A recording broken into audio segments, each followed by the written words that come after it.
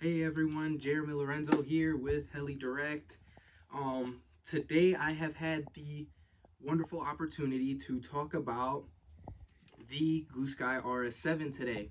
Now these are two models from Goosky Innovations. This is the Goosky RS7, and yeah, today I just kind of wanted to do a overview of the model, talk about it, the build, and show you guys what it looks like inside. I have two beautiful models right in front of me actually, and this one on my left hand side, this one is fully operational. This one has been flying already. I have everything in it. I flew it today, went amazing. It's back in one piece. I have this one on my right, which is mostly the airframe. All it has is the motor inside of it.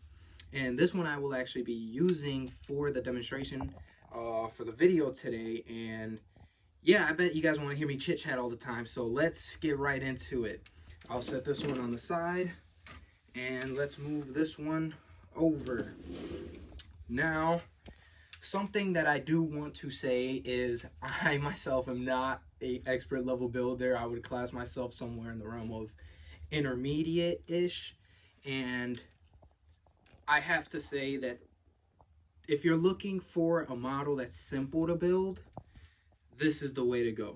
If you're looking to get into 700s and you want to get something that's nice and simple, ready to go, this is the one to do it with, in my opinion.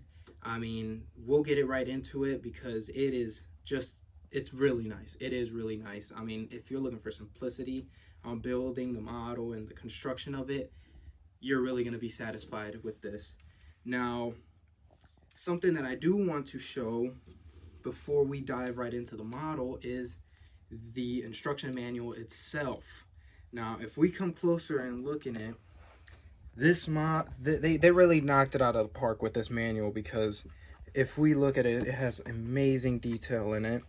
And then this was what I really liked about it. As you guys can see, I mean, they put great detail into it. I mean, amazing detail. It looks like you could just grab a piece right out of the manual itself. I mean, they use dotted lines. I hope you guys can see that. They use dotted lines everywhere, guides you perfectly. It's really hard to mess up in this one. They tell you where to put Loctite, retaining compound, and just really, it's super simple. I want to say I built this machine in about, give or take, my second one I built it in about 6 hours. My first one I built it in about 8 to 9. And yeah, it just went together super smoothly. And so yeah, before we dive right into the model, going back on what I said about the simplicity thing, and if you're looking to build your first 700, I would really go with this, because Goosky even gives you, would you believe this? I was in shock because I've never had anything like this before. They give you Loctite, retaining compound, they give you grease, they give you CA, literally everything you need to get this model up on its skids. It's really nice. It really is. Goosky knocked it out of the park. But the moment you guys are waiting for, to actually look inside the model, so let's get into it. Just going off the outside, as you guys can see, you get this amazing, beautiful, this is probably my favorite thing on the model itself, the canopy. You get vibrant colors. You got pink, neon yellow, blue with accents of white. Says legend on the front, 3D performance on the side, a nice RS7 logo. It's super cool. I've flown this model in foggy, cloudy, super sunny days. You see it very easy, very easy. It just sticks out. It really does stick out in the air. So yeah, let's pop this canopy off. You guys, you get 2 clips, 2 on the bottom, or 4 actually. 2 up top, 2 on the bottom. Very nice, and they really sit inside really nice. So you've got to kind of work it a little bit. That's it. And then the canopy pops out. And so I mean, we just take a look at that. That is just beautiful, really. I mean, just look at the colors, and it's paper thin. Paper. I mean, it weighs nothing. It just weighs nothing. It's amazing. I mean, and it's just the looks of it. Just look at the aggressiveness of it. It's a nice build. So yeah, the moment you guys have been waiting for. Let's take a deeper look inside the model. So as you guys can see, the model without the canopy is pretty black, which I really like. I mean, they have, if we look in closer, starting from the top, we get this beautiful matte black head. Of course, metal with a metal pitch arms, and yeah, it's really nice. They come in red. They don't have any colors differently for them yet. They have a nice RS7 logo on the top with Goosky right in the middle. It's just super nice. I mean, if we look at the construction of the actual heli itself, it's super simple. I mean, there's not really much to it. What you see is how yours is going to come. I mean, it's amazing. The simplicity of it. It's nice and open. It's really just nice. I love how they put the RS7 right here on the side of the frame. I really love that. It just gives it some nice detail on the inside. As you guys can see, I already have a motor in this. I'm going to be running, in this particular model, I'm going to be running the 4525 HS. This is going to be a 515 kV, or this is a 515 kV motor. The reason I'm running this motor because the fact that the model is very light. It is very light. You do not need to haul a lot of RPM to get this model flying how you want it. You really don't need a lot of RPM. Combine that with the 11-tooth pinion that comes with the model, 107-tooth main gear with 100 teeth pulley, tail pulley. It'll give you a ratio of 9.727, which is very nice. The RPM, it holds very nice. It's quiet also. That's the thing about this transmission that I really like. It's just very quiet. There's not much to it. What else? Let's take a look. I mean, yeah, if you guys can look, everything is just quality parts. The swash plate is metal. The washout arms are metal. You get metal rods with these very hard links. I mean, these things, if you push them in with your finger, they'll leave a mark on your finger. Trust me, they are nice and hard. I think, for me personally, I think this is the last thing I have to worry about coming off, because of the fact that, yeah, these things are very hard. I mean, you can really tug on it and it won't come out. You really do need the ball link pliers to get those suckers out.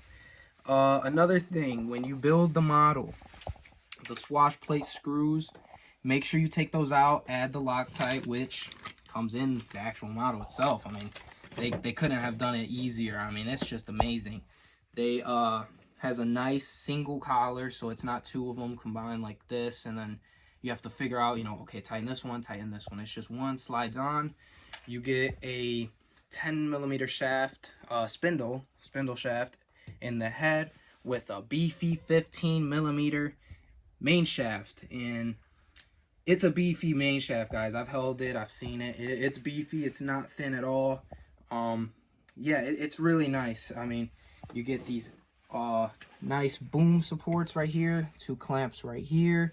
I'm gonna call it a boom straightener right in here.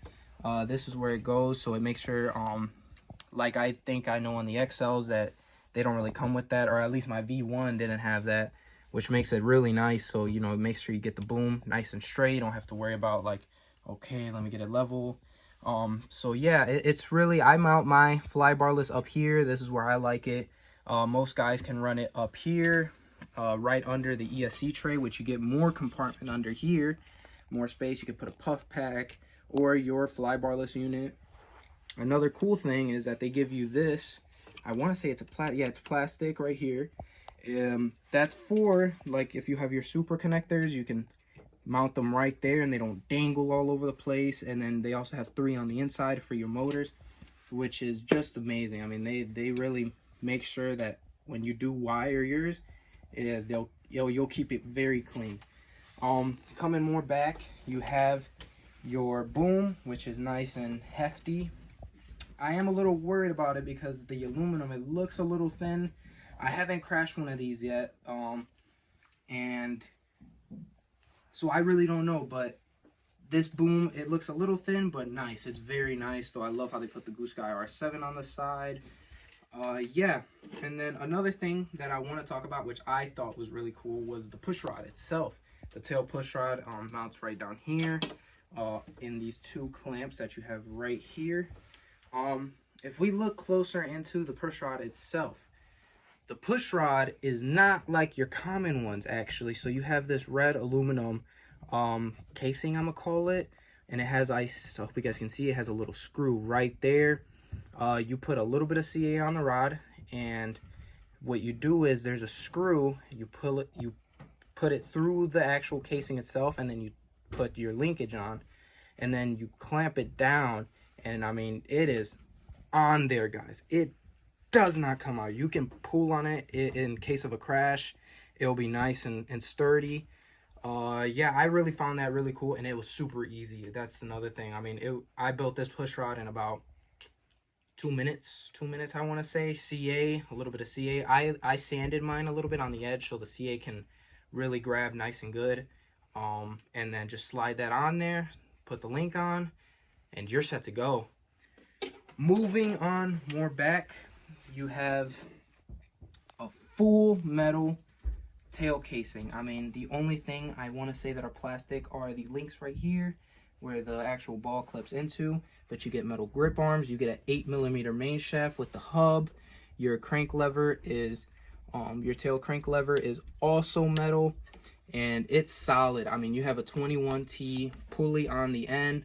Comes with a beautiful idler on the back. That's what I call it, the little idler. Makes sure and it's not touching, as you guys can see. It is not touching. It's free, nice and free.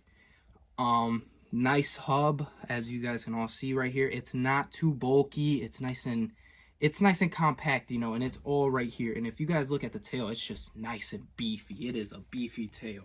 That was one feature that I really liked about this model.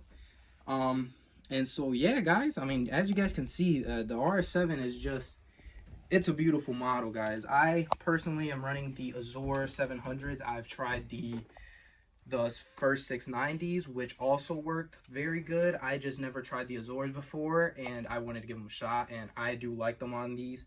I believe this model can run from 690 up to 720s, I believe. Don't fact check me. I think so.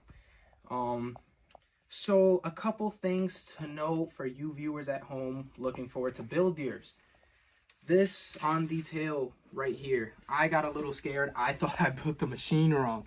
If we look inside right here on the pitch slider, it moves like this. That is normal, guys. It is normal. I thought I built the machine wrong. I thought like I missed a bushing in there or something. That is 1000% normal. Another thing to note, on my first RS7, you have these little gold bushings inside. I hope you guys can see them. Let me grab my washer. It's kind of hard. Inside of there, you get 2 little bushings. When you do build yours, you have to be a little bit fidgety with it because it is a little bit of a hassle to get those 2 in there to slide it. But once you get it, it has absolutely no play in there. There is no play in there. That was one thing that I liked, but it is a little bit, it's a little of a hassle to get in there, but once it's in, it's easy. A quick cool tip that I've actually heard was just to grab like a little dab of grease, put it on the bushings, and then they'll stick to the sides of it, and you can slide your crank lever right on there, and you'll be straight to go. Yeah, guys, I hope you guys liked the video. This is my overview of the RS7. Stay tuned, and have an awesome day, guys.